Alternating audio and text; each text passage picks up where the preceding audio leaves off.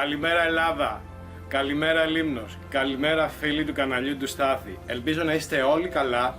Όπως είδατε ήδη, βρισκόμαστε σε ένα εκκλησάκι του Αγίου Παντελεήμωνα, ένα πάρα πολύ όμορφα διατηρημένο χώρο και γενικά το εκκλησάκι σε πάρα πολύ καλή κατάσταση. Οι άνθρωποι γενικά εδώ του χωριού το φροντίζουν πάρα πολύ. Τι καλύτερο σήμερα από το να φτιάξουμε μία συνταγή που είναι συνδεδεμένη με την νηστεία. Είναι πάρα πολύ απλή συνταγή, γενικά έχει πάρα πολλές ονομασίες ανά την Ελλάδα, αλλά η συνταγή και η διαδικασία είναι μία. Γι' αυτό λοιπόν η σημερινή μας συνταγή είναι ντολμαδάκια, ή αλλιώς γιαπράκια, ή αλλιώς γιαλατζή, ή αλλιώς ορφανά. Γι' αυτό λοιπόν, πριν καν ξεκινήσουμε, εδώ λίγο πιο κάτω έχει μία ρεματιά και έχει κάποια άγρια κλίματα. Θα πάμε να μαζέψουμε από εκεί τα φύλλα μας, θα τα ζεματίσουμε, θα σας δείξω πώς ζεματίζουμε τα φύλλα. Μετά θα φτιάξουμε τη φάρσα που είναι το ριζάκι, μία πάρα πολύ απλή συνταγή, αλλά δεν ξέρω, πάντα αυτή η συνταγή, η απλότητα αυτής της συνταγής με ενθουσίαζε, γιατί με 3-4 απλά υλικά μπορείς να φτιάξεις κάτι τόσο πεντανόστιμο, γιατί όλα έρχονται από τη φύση. Λοιπόν, πάμε να μαζέψουμε τώρα τα φύλλα μας. Χαίρομαι που είστε εδώ. Απολαύστε αυτό το πανέμορφο βίντεο. Ελπίζω να απολαύσετε και το προηγούμενο βίντεο. Αν το χάσατε, τώρα θα βγάλω ένα link εδώ από πάνω. Κάντε κλικ μόλις τελειώσει αυτό το βίντεο να το δείτε. Είναι στην παραλία. Φιλιά πολλά. Φύγαμε.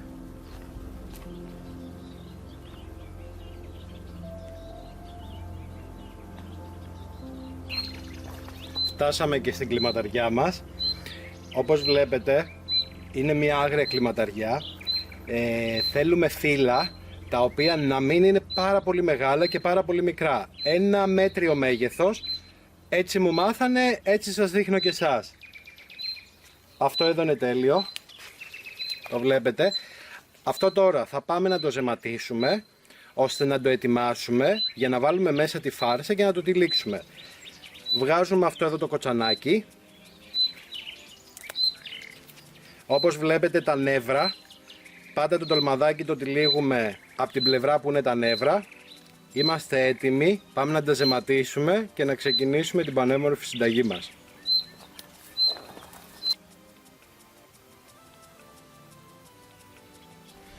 Κοιτάξτε πίσω μου, δεν μπορούσα να ζητήσω κάτι καλύτερο από αυτό. Εξωτερικό barbecue δίπλα από το εκκλησάκι.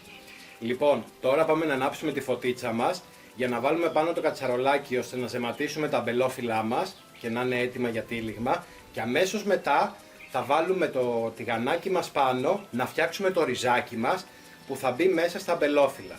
Λοιπόν, φύγαμε.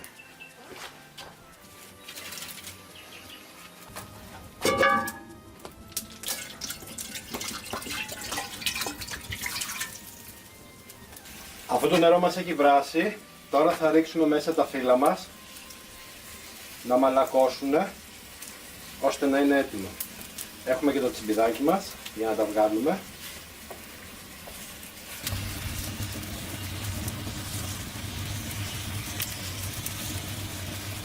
Τα φύλλα μας τώρα είναι έτοιμα. Θα σας τα δείξω σε λίγο. Έχουν πάρει αυτό το πράσινο, ένα ανοιχτό καφεπράσινο χρώμα.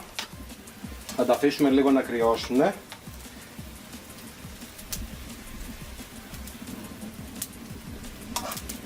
Πάρα πολύ ωραία.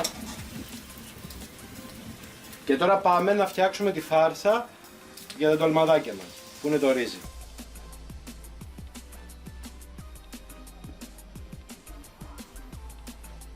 Αφού τελειώσαμε με το ζεμάτισμα των φύλλων μας, τώρα θα σας δείξω τι χρειάζεται ακριβώς για να φτιάξουμε τη φάρσα. Ένα κρεμμυδάκι, λίγο μάραθο, ριζάκι καρολίνα, ζωμό λαχανικών, τον φτιάχνω πάντα μόνος μου, λίγο λαδάκι. Συγγνώμη τώρα που δεν έχω τα κατάλληλα σκεύη, αλλά στη φύση δεν μπορείς να κουβαλάς πολλά. Πάμε να κόψουμε το κρεμμυδάκι, το μάραθο, να βάλουμε σιγά σιγά και το τηγανάκι πάνω, να φτιάξουμε τη φάρσα ώστε να τυλίξουμε τα υπέροχα ντολμαδάκια μας. Φύγαμε!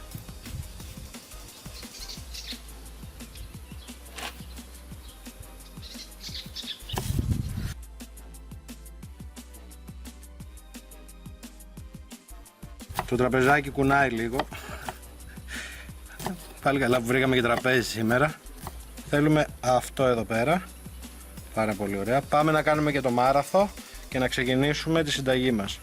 Τώρα θα κόψουμε το μάραθο, το τυλίγουμε γύρω γύρω ώστε να σφίξει, να μπορέσουμε να το ψιλοκόψουμε. Και τώρα σιγά σιγά το ψιλοκόβουμε. Αφού τελειώσαμε με το μάραθο, πάμε να φτιάξουμε τώρα το ριζάκι μας. Φύγαμε. Ξεκινάμε με το λαδάκι μας. Το ρίχνουμε όλο. Τώρα θα ρίξουμε το κρεμμυδάκι μας.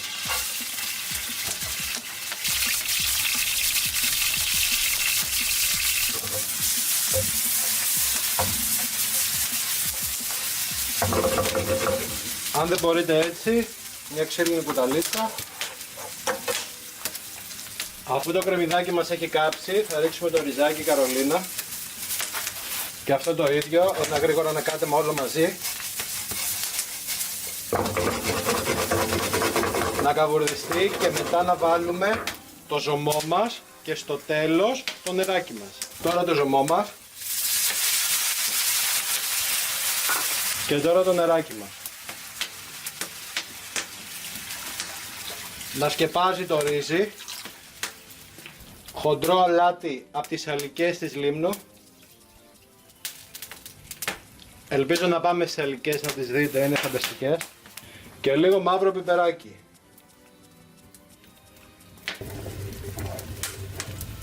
Λοιπόν, αφού έχουμε βάλει όλα τα υλικά μας τώρα μέσα στο τηγάνι, θα αφήσουμε το ρύζι να πάρει μια καλή βράση. Δεν θέλουμε να το μαγειρέψουμε τελείως, γιατί μετά θα το βάλουμε μέσα στα μπελόφυλλα και θα συνεχίσουμε τη βράση. Θα σας δείξω τι ακριβώς εννοώ, γιατί μετά πρέπει να φτιάξουμε το ντολμαδάκι μας. Οπότε το ρύζι θα φουσκώσει εκεί. Εκεί θα τελειώσουμε το ρύζι μας ουσιαστικά.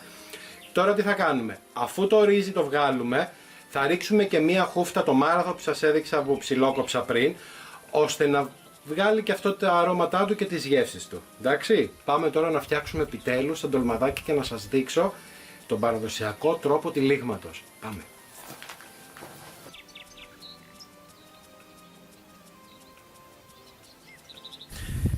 Παίρνουμε το φυλαράκι μας, τα νεύρα από τη μέσα πλευρά για να μπει το ρύζι, μία μικρή μπουκίτσα, δεν θέλει πάρα πολύ διότι κατά το βράσιμο το ρύζι θα φουσκώσει. Βάζουμε τις ακρούλες μπροστά, τυλίγουμε φακελάκι από τα πλάγια και μπροστά μαζεύουμε και κάνουμε μία μυτούλα. Και είναι έτοιμο για τύλιγμα. Σιγά σιγά, ώστε να βγει ένα ωραίο σφιχτό ντολμαδάκι. Λοιπόν, αφού τελειώσαμε τα ντολμαδάκια, πάμε να σας δείξω πώς θα τα τοποθετήσετε μέσα στο κατσαρολάκι σας και τι χρειάζεται να κάνετε πριν τα βάλετε στη φωτιά να μαγειρευτούν. Έτοιμοι? Πάμε. Τώρα θα σας δείξω πώς πρέπει να τα τοποθετήσουμε μέσα στην κατσαρόλα μας και τι άλλο πρέπει να προσθέσουμε ώστε να τα βάλουμε στη φωτιά να μαγειρευτούν σιγά σιγά. Αφού έχουμε φτιάξει τα ντολμαδάκια μας, ανάλογα το μέγεθος της κατσαρόλας που έχετε, φτιάχνετε και τα ανάλογα ντολμαδάκια, την ποσότητα, τα τοποθετείτε σιγά σιγά γύρω γύρω από την κατσαρόλα. Πω, ανυπομονώ να τα δοκιμάσω. Φτάσαμε στο τέλος, τα τοποθετήσαμε όλα, βλέπετε έχουμε κάνει αρκετά, φάγαμε πάρα πολύ ώρα εδώ πέρα. Ωραία. Και αφού τα έχουμε τοποθετήσει όλα, τι κάνουμε? Ρίχνουμε λαδάκι, βάζουμε νεράκι, ωραία, βλέπετε καλυφθήκανε, λίγες φετούλες λεμόνι, αν και τα φιλαράκια μας έχουν μια ωραία γεύση, για μια έξτρα γεύση το κάνουμε αυτό τώρα, τέλεια, και μάραθο, όπως είναι, μια χούφτα μάραθο. Και αυτό παίζει το ρόλο του. Και τώρα το βασικότερο και το παραδοσιακότερο όλων, ένα πιατάκι. Ώστε να μην βγουν προς τα έξω, να κρατάνε μία αντίσταση και να μαγειρευτούν ομοιόμορφα. Διαφορετικά θα βρούμε το ντολμαδάκι το ένα εδώ, το άλλο απ' έξω, το άλλο διαλυμένο. Αυτό ουσιαστικά είναι ο ισορροπιστής της συνταγής μας. Κρατάει όλα τα ντολμαδάκια σφιχτά, μαζεμένα, για να μην τα ψάχνουμε μετά. Αυτή ήταν λοιπόν η διαδικασία, φίλοι μου. Ελπίζω να την απολαύσατε Σίγουρα κάποιοι δεν το έχετε ξαναδεί. Για όσους την είδατε, ελπίζω να σας άρεσε αυτός ο τρόπος. Έτσι το κάνουν στο νησί μου. Λοιπόν, πάμε να τα βάλουμε τώρα πάνω στη φωτιά να γίνουν σιγά σιγά, γιατί θέλουν και αυτά την ώρα τους, και μετά να τα απολαύσουμε με θέα τη θάλασσα. Έτοιμοι? Πάμε! Και αφού ανάψαμε τη φωτιά μας και έχουμε κάνει καλά κάρβουνα, πάμε να το βάλουμε πάνω στη φωτιά να το μαγειρέψουμε. Πώς θα ξέρουμε ότι είναι έτοιμα? Όταν το νερό που είδατε που βάλαμε μέσα το έχει πιει, τότε σημαίνει ότι το ρύζι έχει φουσκώσει αρκετά και είναι έτοιμα να τα φάμε. Έχει πιει το νεράκι, δεν πιάνω το πιάτο γιατί καίει. Βλέπετε το μάραθο έχει αλλάξει χρώμα από το βράσιμο και πάμε να τα σερβίρουμε να τα φάμε.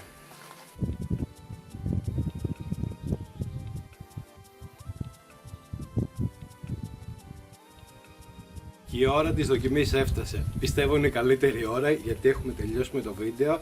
Απολαμβάνουμε τη συνταγή και μετά τι άλλο, πάμε για μπανάκι.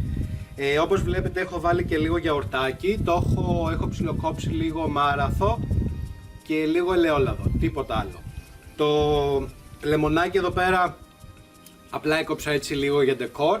Δεν βάζω λεμόνι γιατί το ντολμαδάκι από το φύλλο του έχει ήδη μία οξύτητα, οπότε δεν θέλουμε να υπερβούμε αυτή την οξύτητα και δεν θέλουμε υπερβολές. Είπαμε, στη μαγειρική θέλουμε να έχουμε μια ισορροπία.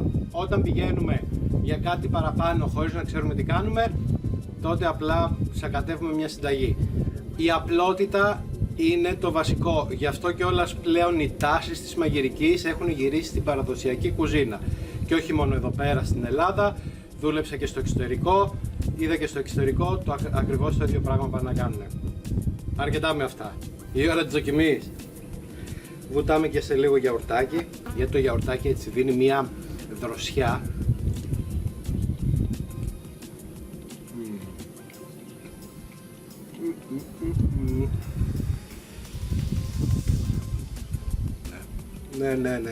Ναι.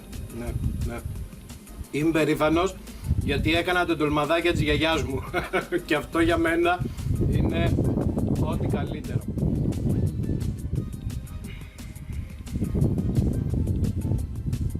Πάρα πολύ.